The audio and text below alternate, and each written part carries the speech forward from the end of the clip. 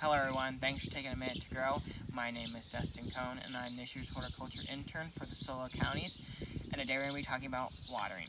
So watering is very key in the overall happiness of your plants, but there is a fine line between overwatering and underwatering. And you want to make sure that when you're watering your plants that you actually check and make sure they need watering. So I'm going to be showing you two examples today of checking moisture levels in your containers and in ground planting. So I have an example right here. So I have a rosemary plant right here, and it's in a container that has drainage. So a key part of planting in containers is making sure that your container has drainage, because if it doesn't, you're more likely to kill your plant, because you have to check and make sure it needs water, especially if it's an outdoor container. It's hard to control the moisture because if it rains, it's hard to know how much water it got, so it can just be continually sitting in water.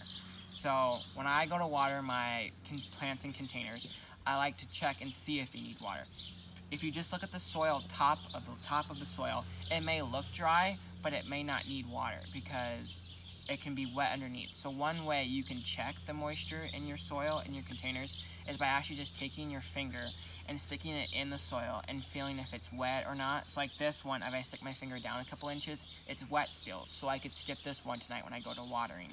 But if I check another one, it could be dry. So it's always good to check every single container you go about watering to make sure if it needs water or not. Because in containers, if you just continually keep dumping and dumping water, your pots and your plants are just sitting in water, and that's terrible for their roots because they are not getting enough oxygen, and it can actually cause root rot, which will then later kill your plant because it just can't get rid of the excess water and it's just suffocating them. And another cool gadget I have that's really useful for testing moisture in your soil is this little moisture meter right here. So it has three different settings kind of. It has dry, moist, and wet. And I find this very useful for containers, but also for in-ground plantings. So this summer I planted a lot of new trees, and especially during this drought we've been kind of experiencing, but hopefully is over, I've been using this a lot to go around and check my trees to see if they need water or not. Because with them, you don't want to underwater them, and you definitely don't want to overwater them because that can cause a lot of problems.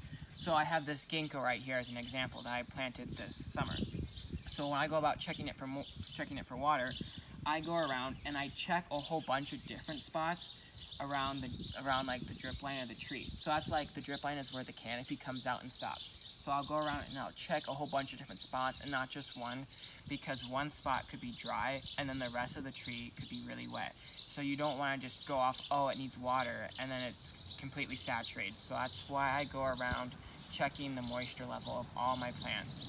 So it is very key to take a moisture meter like this, or even using your fingers to check the moisture of your plants and make sure you're not overwatering or underwatering, because water is very important to the overall happiness of your plants. Thank you for taking a minute to grow.